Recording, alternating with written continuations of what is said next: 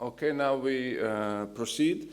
So, Professor Radoš and myself, we prepared a short overview of development of stroke network and stroke treatment in Croatia. Of course, with our some personal opinions and reflections.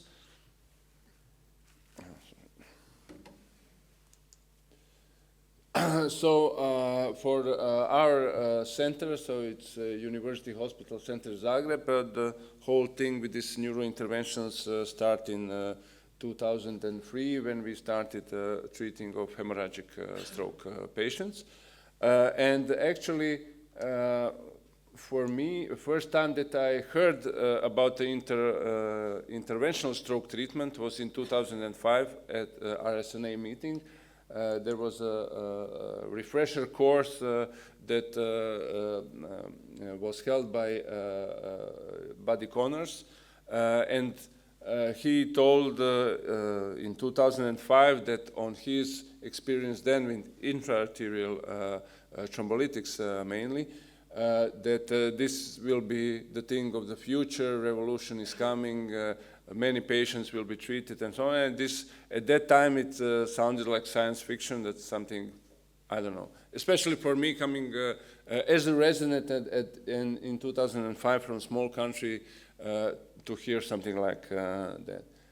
And I found later that there were news reports about him, about this successful treatment, even in the early 2000s and so on. And so all this was left in my mind somehow, and after that I spoke with the colleagues from neurology, and we started to find a way maybe we should implement that in a way in our hospital. So actually, only two years later, there was a first patient treated with intra-arterial thrombolysis in 2007, and as we started to gain some little experience year by year, of course, we also heard and learned about mechanical thrombectomy, and the first patient in Croatia was treated in 2011. And of course, during that time, we tried to gain knowledge. So this was the first SOS Mint stroke winter course in Bern that we attended. So there was a lot of discussions there about the, let's say, negative endovascular trials published year before in 2013, how to address that, how to approach that patient. And we had a lot of discussions, and people showed a lot of their also practical experiences with mechanical thrombectomy with centrifuges. Of course, everything changed just a year later in 2015 when Mr. Klein and all the other trials came out. Also, at that time, Vladimir established the second endovascular center in Zagreb, and he started also to perform stroke treatment. So at that, in 2015, we had two neurovascular centers in Zagreb, and this was everything for our whole country. So it was clear from the start, and with all the updates of the guidelines, that we need to change something, and that it is just not practical for patients from whole country to come to Zagreb, because as was in 2015 and still is today, we mostly rely on roads, meaning ambulances driving the patients to hospitals. It's changed a bit, but not satisfactory as in some neighboring countries. So idea was from the start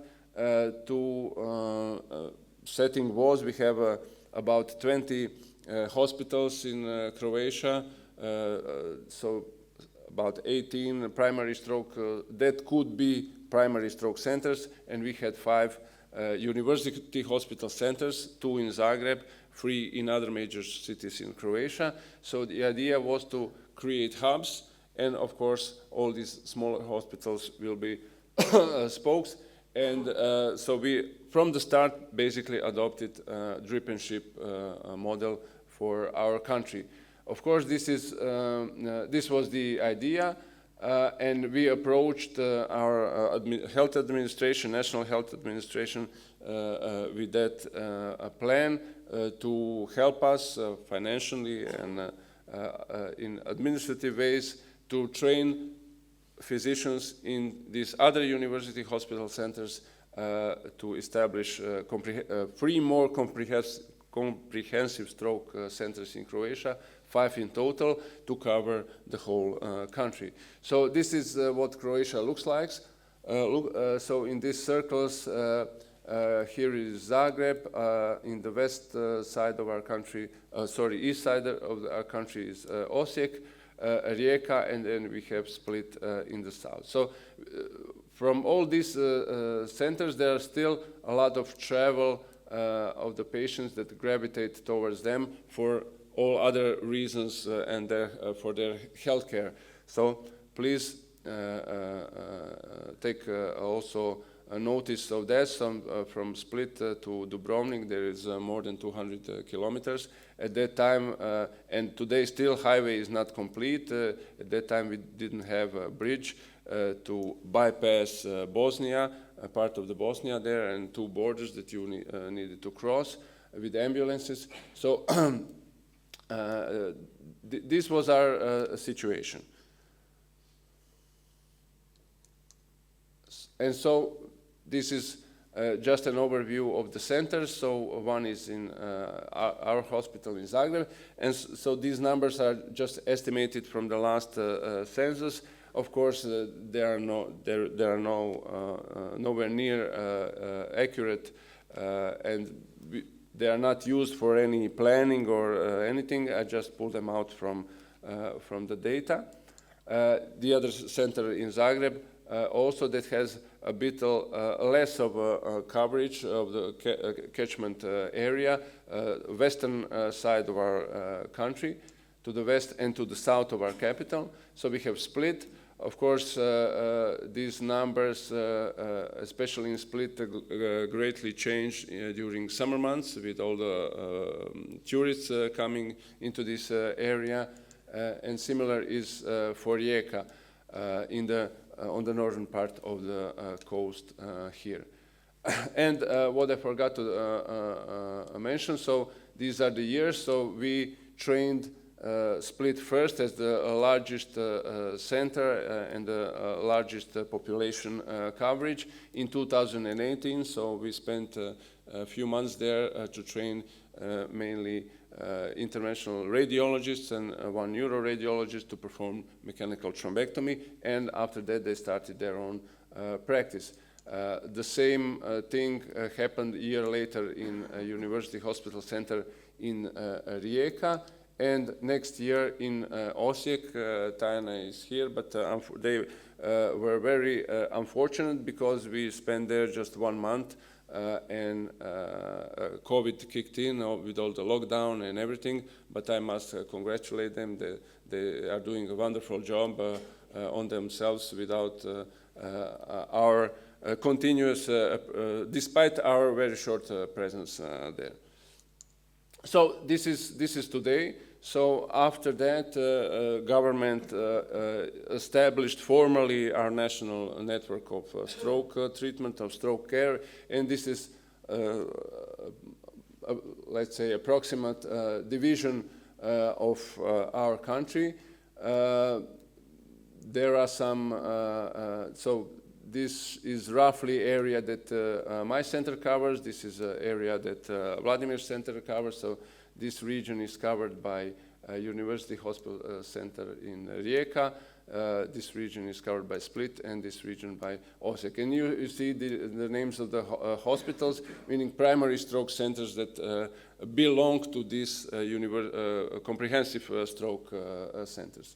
But today in Croatia, there is less than 4 million people, and there are still some issues being unresolved. This is not a completely ideal model because if you, okay, so these are just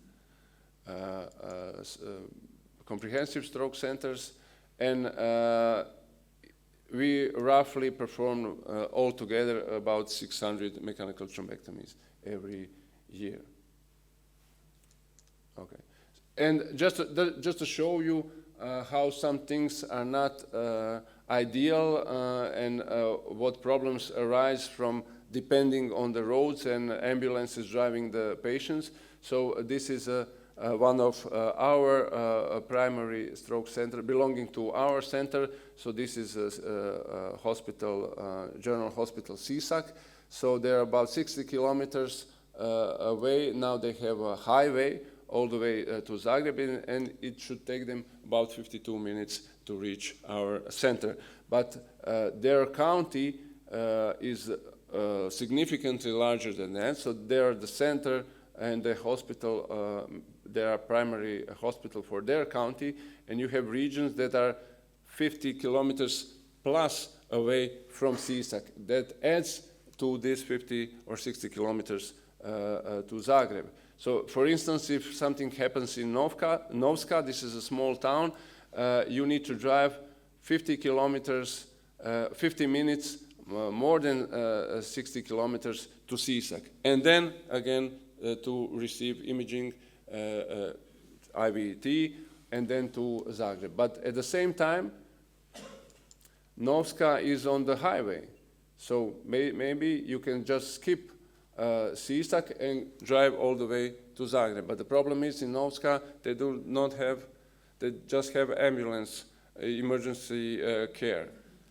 And they're obliged to drive those patients to CSAC for somebody to see them. So just to demonstrate that there are still some things unresolved, that some things that we should improve, and that we still need to work around that.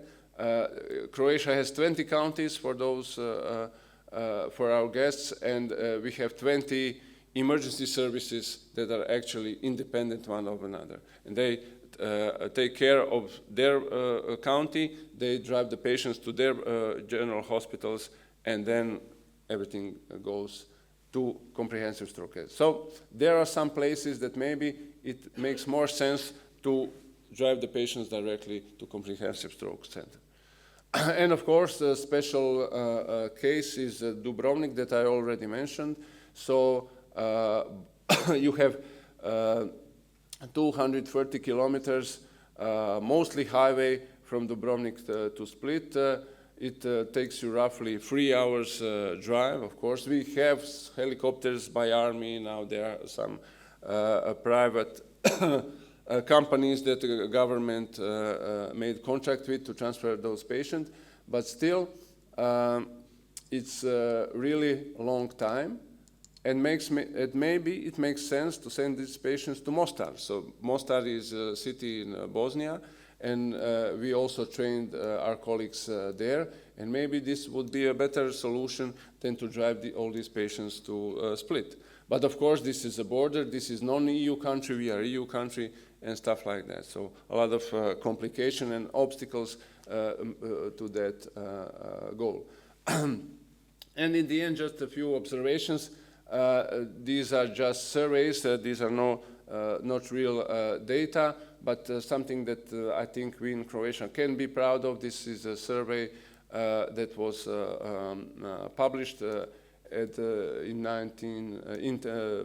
2019, but actually survey was conducted, I think, in 1917, something like that. So very early from the start. So we were quite early in our development with numbers of endovascular treatments, but in the update of the survey in 2019 and 2020, we were already along the major European countries. So we are a small country, but we really put an effort to that. So instead of conclusion and instead of real data, we now have a national registry. We will hear about that later in the afternoon.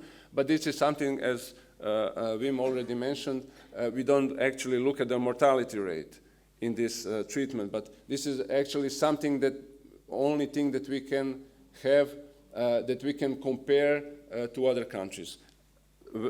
in the time when we fully establish our registry and have a better overview with all these metrics that are usually measured when we deal with a stroke patient and endovascular treatment. So just to show you, in 2003, when we started our neurovascular service, so this was the Croatia compared to the, let's say, old EU members. And we see a clear trend and a clear decline on the mortality rate from cerebrovascular diseases.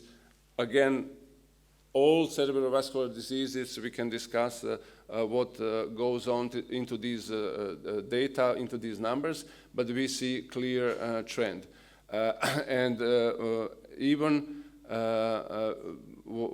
So we are still quite far from, let's say, old EU countries, or that have about 30 deaths per 100,000 people.